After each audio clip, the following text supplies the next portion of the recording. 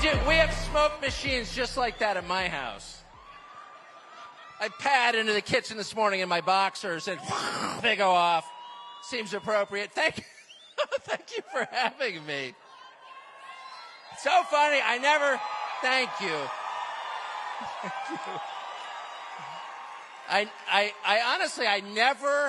I say this every year. I come to this every year, and I always open by saying, I never go anywhere. Which is literally true. So this is like my one venture out of my house of the year, and I just love it. I live far and away in isolation with my wife and 4 dogs, and I love my life. But I come to a place like this, and I run into every person I've ever known and liked throughout my entire... I ran into Harmeet Dillon backstage, who I absolutely love, who is one of the very few lawyers in the country who still believes in the Bill of Rights and is trying to go to Washington and make it better, a person of integrity, and about 20 other people I know. So it is a huge blessing for me to be here. Thank you very much for having me. I've spent the last 3 hours backstage chatting like a 7th grade girl, just like a magpie, and another thing. So I hope I'm not all talked out. Well, you're nice. Thank you.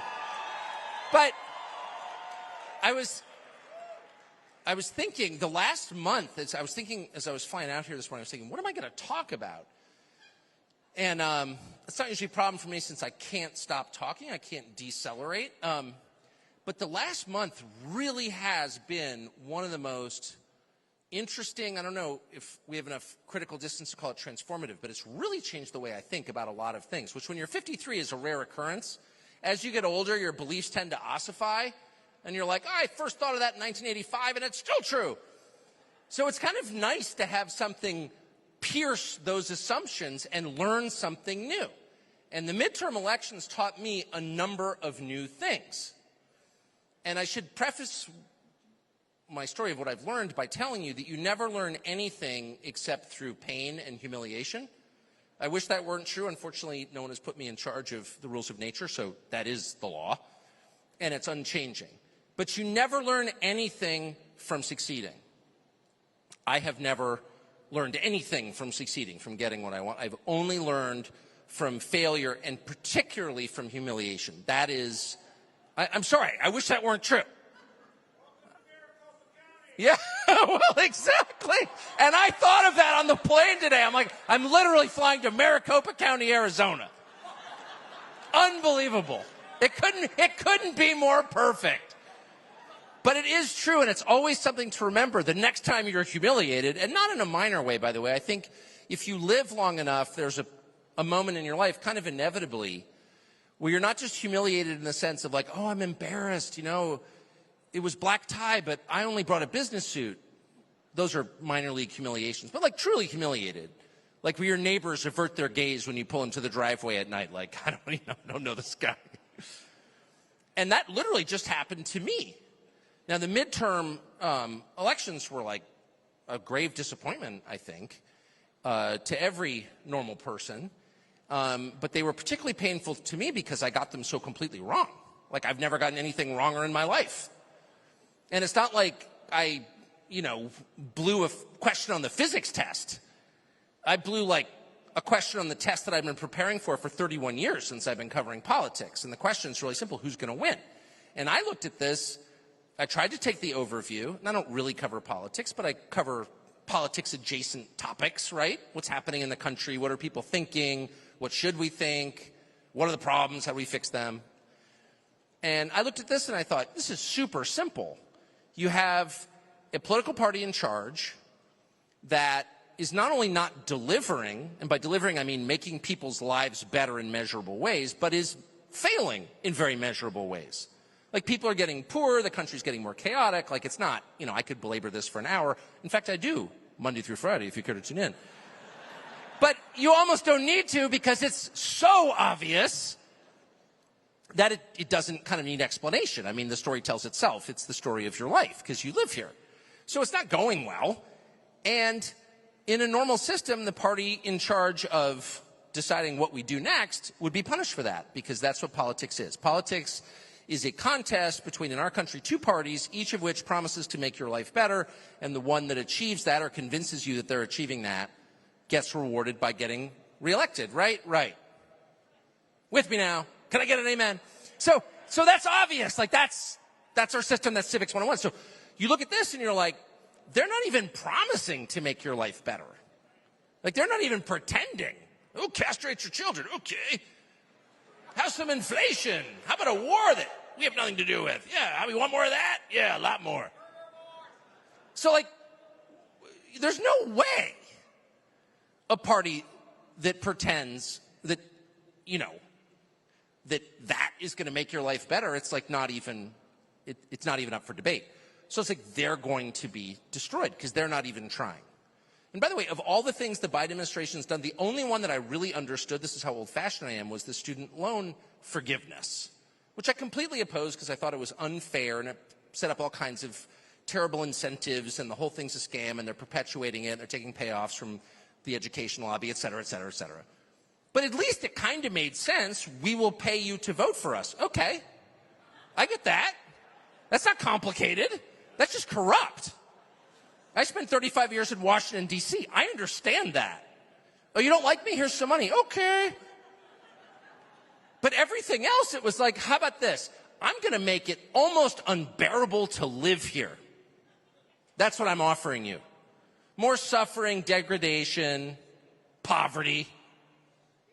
And then they win.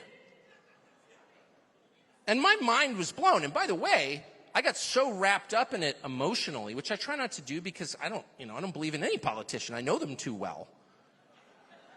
I just don't. I mean, I think some are way better than others. Some are just flat out awful.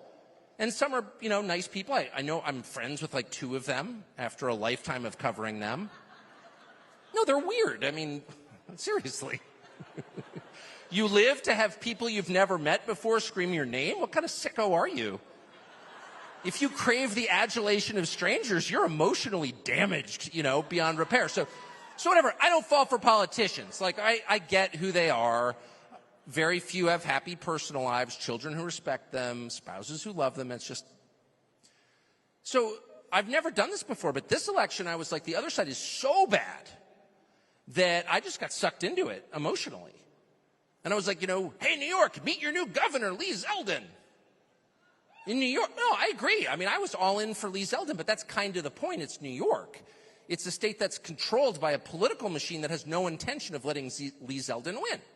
It's like, that's not going to happen, but I convinced myself that it was, and then it didn't. And then I had to ask the question, because there was kind of no getting around it, I staked whatever minor credibility I have on these predictions, which almost all turned out to be false. So I did the thing that I think all adults should do when confronted with their own failure. I went pheasant hunting for 3 days. No, I did. I literally did. I went to South Dakota and stood in the cold, walked through cornfields. I did.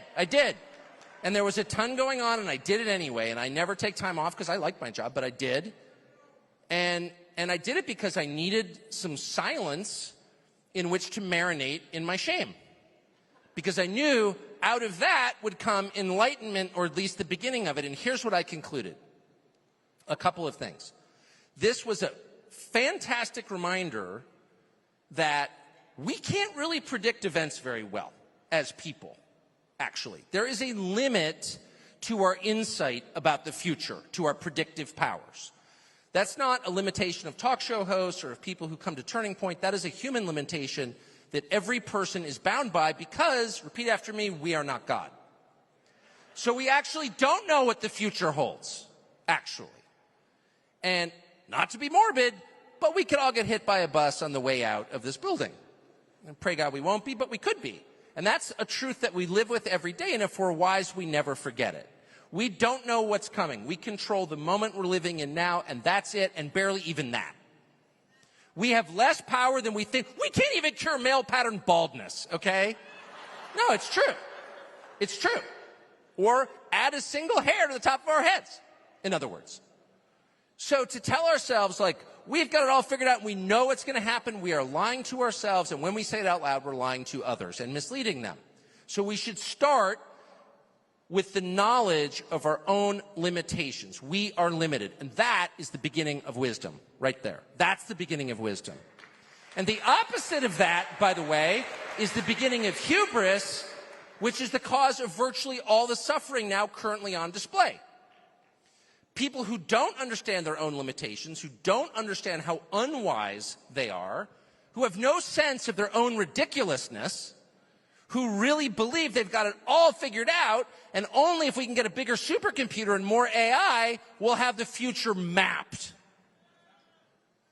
People who make that claim, and worse, who believe it, have made the fatal error in life, which is mistaking themselves for God. And as far as I'm concerned, that's the division in life. There's clearly, and you can smell it, and I should say at the outset that I was raised an Episcopalian, so my spiritual discernment is blunted at best. So don't take any theological lecture from me, please. I stayed with that church till 2 years ago. That's how out of it I am. And it's like fully a pagan enterprise now. Like literally, I think they're burning calves they've slaughtered or something at the altar. But I can feel that a lot of people just in my orbit, and I see it in conversation. I'm not sure there's like some great revival going on, but there is a growing sense that we can't see everything that's happening. There are other forces at work here. That's not a sectarian point. I'm not making a case for Christianity, though I could and would be happy to, but I probably don't need to here. But that's not what I'm doing. I'm not making a point about a specific religion. I'm making a point about the existence of something more powerful than us. And that shouldn't be a point that anyone would have to make because it's just so obvious. You're born knowing that. Every person has inborn, literally at birth, a sense of justice, of right and wrong, a sense that betraying other people, lying to them, stealing from them, hurting them is wrong. The fine points we are taught, but the basic facts we know, they arrive like a dog's ability to swim. Like we're born with it. Now, why are we born with that? And it's always the same. You can read Hammurabi's Code, one of the first documents we have in all of history, and you would recognize the moral code right away. You might not agree with all of it. The beheadings seem a little much. But the crimes are still crimes. Because it never changes, because we didn't write the rules. Duh. So what does that tell you? It tells you there's something bigger than us. And that's never something that most people at most periods in history, in fact, at any period in history, have ever needed to learn. Because they knew it. It was assumed. There's never been, in other words, just to put a fine point on it, there has never been a society at scale in all history that we know of until now that was secular, where it wasn't just an obvious observation that there was a God or that there was some force larger than us, that we weren't the last word. We've had plenty of kings and emperors, but all of them ruled. Every single one of them ruled. From the Roman Empire to that fake duchess from Santa Monica who's married to the airhead kid who's going to be king. From then until now, every monarch has ruled on the basis of the claim that he was chosen by a power bigger than himself. I'm ordained by God. So, God is central to our understanding of justice and to our understanding of government and has been since people emerged from the caves and probably before. So my only point is we live in a society, the only society ever, and by we I mean the West, where that's not taken for granted. Why is that significant? Well, here's why. Because in place of that has been the option, which is leaders who believe they are God. And the problem with believing you're God is you're not. You're not. And you can't be. That's just not true. So it's not just an offense against theology, it's an offense against reality. That's not true. You can't extend your own life, much less walk on water, much less fix a complicated diplomatic situation. You have no power. And the minute you pretend otherwise, you lead us into disaster. And that is true at the national level. having people who don't believe in God, in other words, who don't acknowledge an authority above themselves, isn't just like bad, it's a recipe for total destruction. Period. And just to be clear, I'm not making that point as a Christian, which I am, so I'm not saying you need, I'm making a much broader, more ecumenical, more human point. Leaders who don't believe in God think they are God. Repeat after me. Leaders who don't believe in God think they are God. And the last person you ever want in charge is someone who is demonstrably insane. And anyone who thinks he's God is, by definition, insane. And so they are. And that fact, I would say, explains the majority of what we're seeing now. The things that confuse me as a middle-aged man who's looking out on a country I don't recognize, and more specifically a politics I don't understand. So why would you be encouraging children to mutilate their bodies? No, I mean, yeah, it's offensive. I mean, obviously as a parent, I'm a room full of parents and young people. Like, it's very offensive on that level. But think about it philosophically. Like, why would that be so important to you? Why? Why would that be so important? Why would advocating for abortion, not tolerating abortion, I am pro-life and I mean it, actually. But it's just true. But I also, since I grew up in a tolerant country that acknowledged that decent people disagreed, I'll just say out loud, I know people who consider themselves pro-choice who are thoroughly decent people. I think they're completely wrong, but I don't think they're evil. And that's kind of where we lived until 2 years ago, when all of a sudden you started seeing people advocating for abortion. Like, no, it's a good thing. What? That's not the conversation I grew up with. The conversation I grew up with was, there are situations where people are forced to do this bad thing. It's only been in the last couple of years you've had people stand up and say, no, it's the key to salvation, abortion. Why would you say something like that? What does that mean? It's at that point that you realize we're not really having a political conversation. This is not a conversation about our rights, our bodily autonomy. And by the way, I'm sorry, the bodily autonomy argument, the my body, my choice, you kind of blew that with the vax mandates, son. So back off a little bit.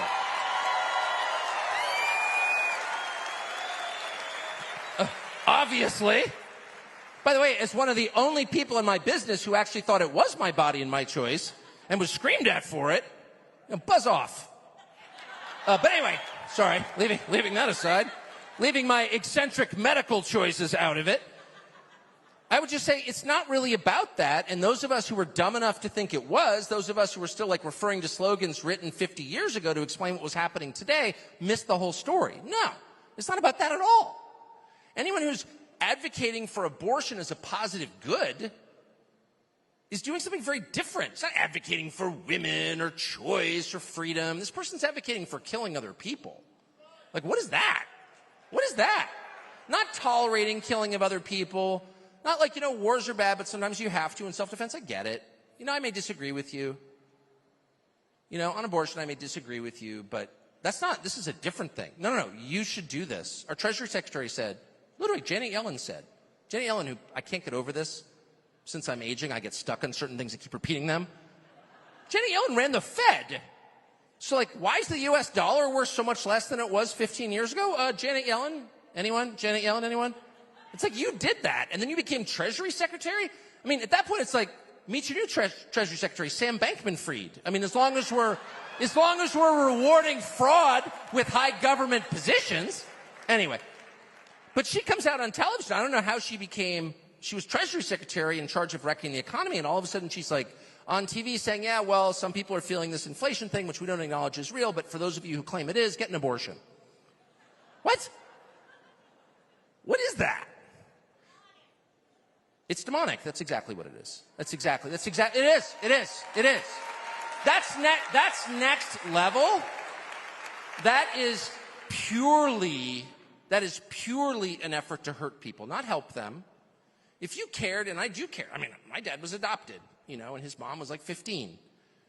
And I get it, a pregnant girl. I mean, as the father of daughters, you feel for that person who feels trapped, no choice, no future. It's a disaster. And I don't think it justifies abortion, but I certainly understand why people feel like they have no choice. I get it. But if you really cared about the woman, You would say, what can we do to help you?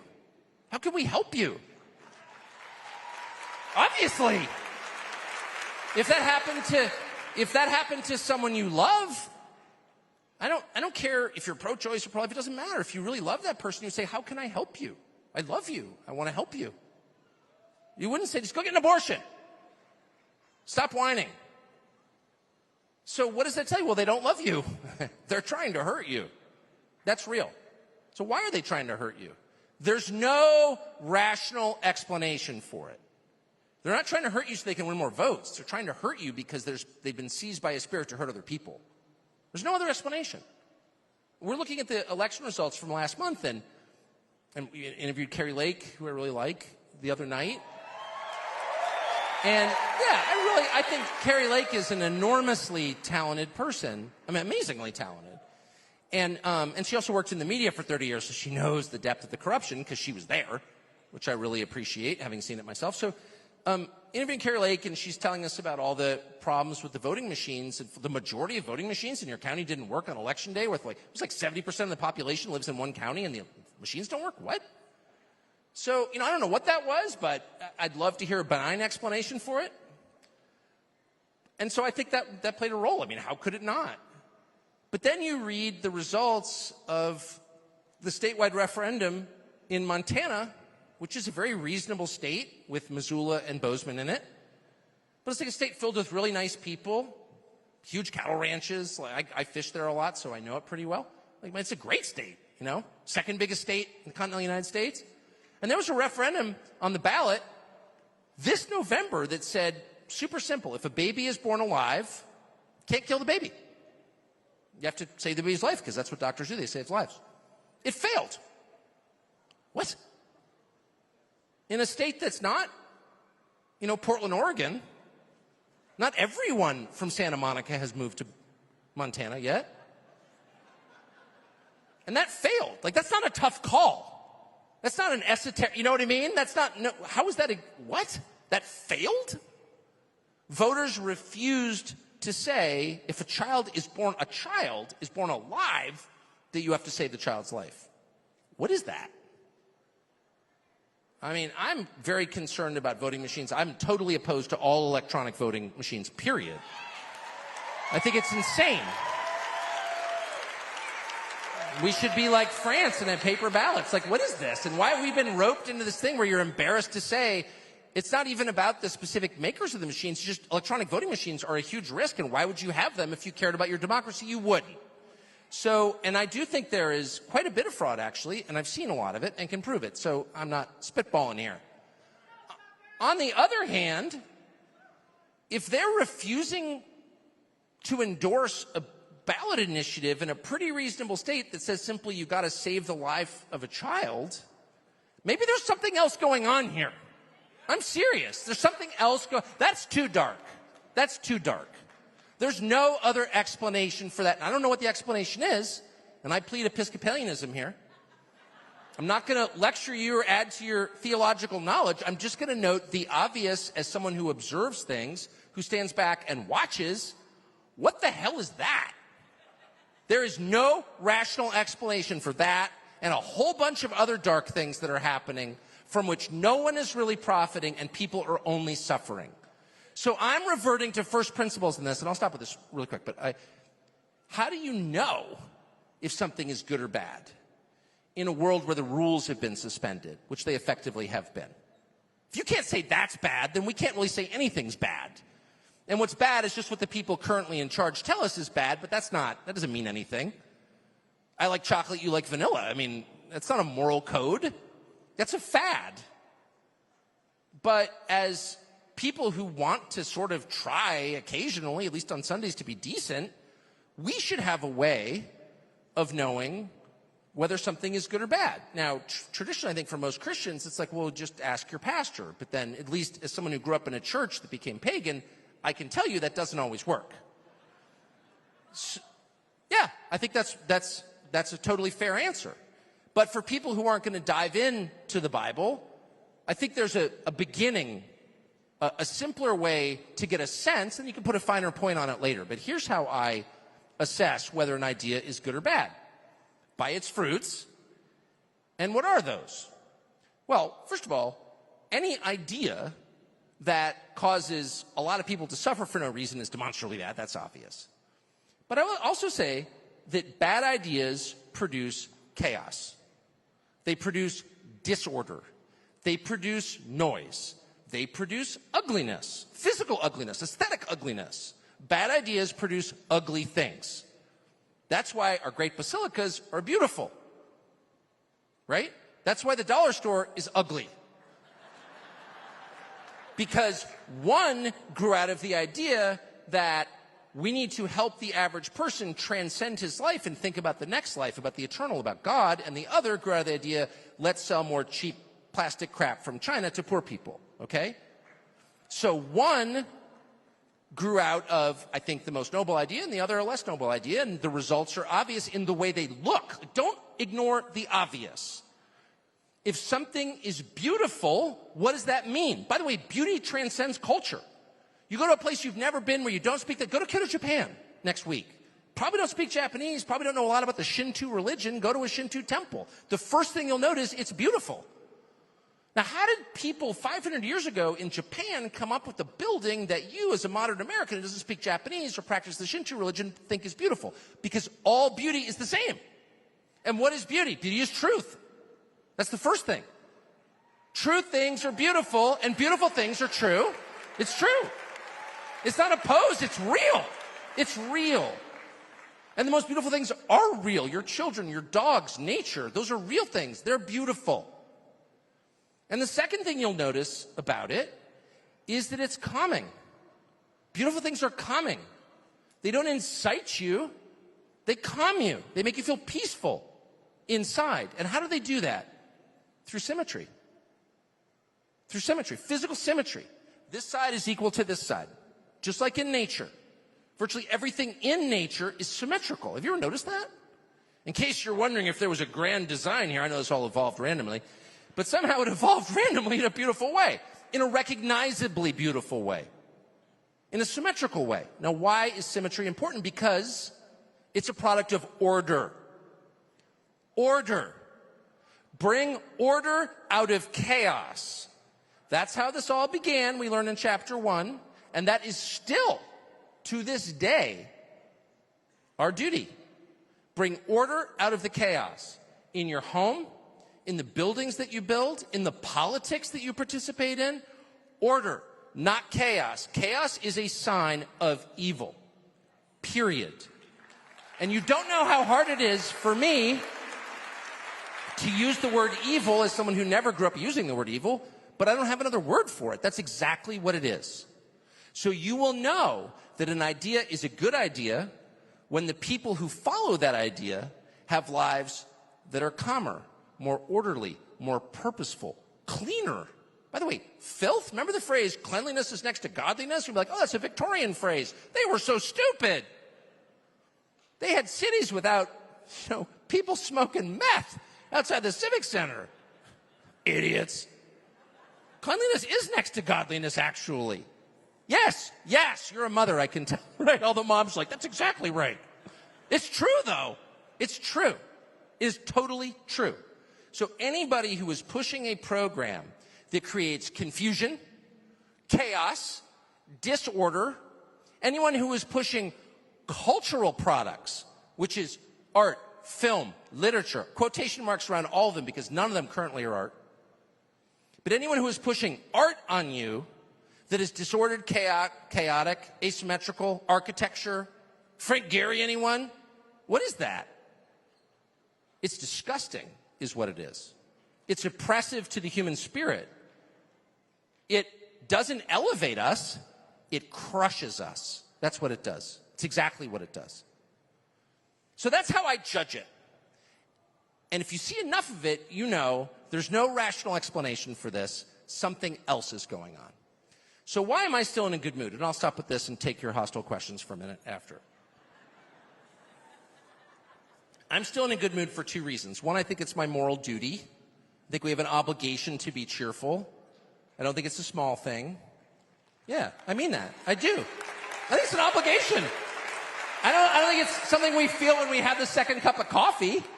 Though I always have the second cup of coffee and then the third and the fourth. Yeah, I'm pro-coffee. Yeah, I'll say it. I'm pro-coffee. There's nothing wrong with that. No prohibitions against that.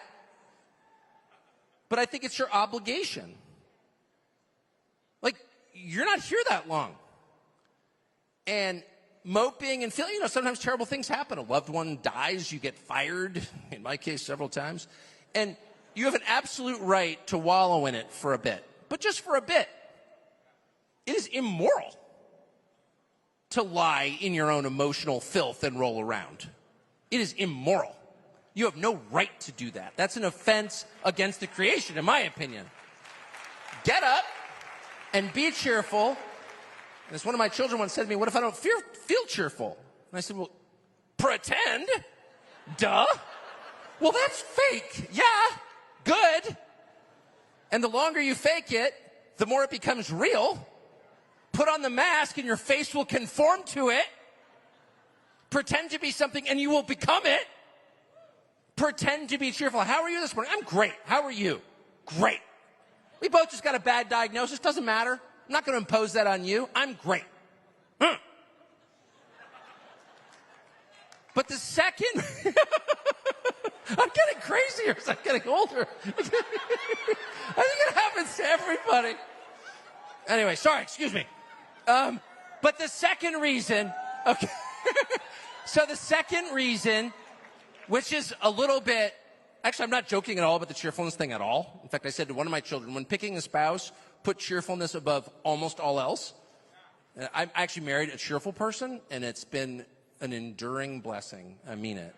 Because, life throws you stuff, and, it's just I've had a really blessed life, but no one's life is perfect, and things happen you don't expect. You run out of money, or someone you love dies, or your neighbors hate you.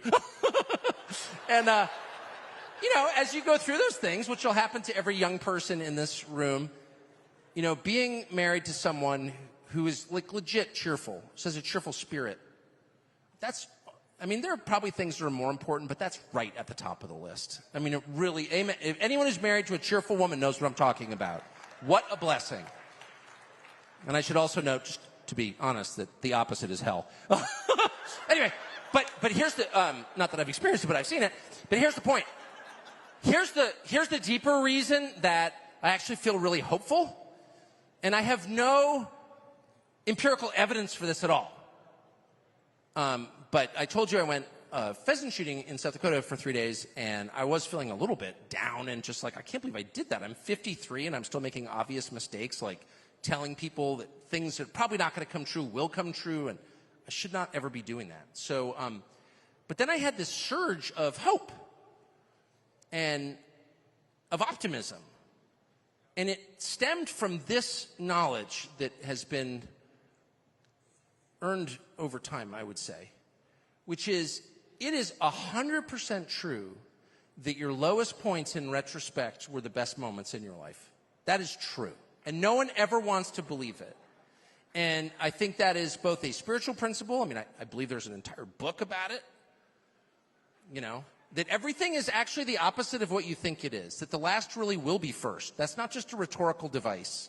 That some guy sitting by the side of a lake in first century Israel said. That is a reality. Always and everywhere. If you look back and you're honest on your life and the really sad things that happened, and they are real for everybody, if you're honest, you will see that it's only out of those that happiness grew, that was the foundation for something better, that all wisdom is accrued during those moments. All wisdom. That is definitely true. All wisdom. When you're at your lowest. And that's not like some fake motivational speaker no, actually, it's always darkest before the dawn. But it is. That's the thing. It is. And the opposite is also true. The opposite is also true. Your victories are so often your losses. I had the great blessing in my life is being able to talk to people. And I did an interview with a guy I didn't know, a wonderful man, a really wonderful man called Jimmy John Leotoad, who started Jimmy John's Sandwich Shop. And last spring, and I interviewed him, and I didn't know that much about the sandwich shop, and I live very far from sandwich shops, and it's just not my region, and I didn't know that much about him. And we're talking just about politics or whatever, and he started this business in college. I don't actually think he went to college, but as a young man, he started this sandwich shop out of a garage. He never took any money, no venture money at all. He took like 20 grand from his dad, repaid it, and he works on this thing like with maximum full-bore intensity for 30 years. And then he sells it. And he sells it for like $1.8 billion. And his total investment payout was zero because he was the only investor. So he wakes up after 30 years of making sandwiches and he gets over $1 billion. Well, that's like, you don't hear that story every day. And I said, what was that like? He goes, it was awful. Really? He goes, yeah, it was awful. You know, that's when I reached my goal that I had devoted my entire life to reaching, and things started to crumble inside me. I had no objective. I had no mission. I wasn't fighting against anything to get where I wanted to go. I was already there. And when I got there, it was just me. And it really set off a crisis inside me. And by the way, I should say, for the record, I think that crisis made him into a much deeper and happier man. But he had to go through the crisis. And he went through the crisis at exactly the moment of his victory. And he's not the only person who's told me something like that. And I myself have felt that way. You know, you really want something. It's the kind of the weird ennui you feel at the age of 8 when every last present has been opened under the tree and you're like, it's over. And like you're kind of psyched to go play with your new Spider-Man stuff, but then you're like, Christmas is done, you know? That's the moment of victory. When you're 8, victory is Christmas. Like that's all that matters. Like that is, like you've won. But in your victory, you lose a little bit. And that's always true. But thankfully, the flip side is true. So I have no idea how this is going to play out. I'm completely over my brief flirtation with pretending to predict the future. I've thrown my crystal ball away. I'm not going to read your palms. I have no idea what's coming. But I am totally certain in my heart, and I mean it, that we will look back in this moment, and if you're not even conservative, if you just think what's going on now is really wrong and really destructive to the country that you love and imperiling, dangerous to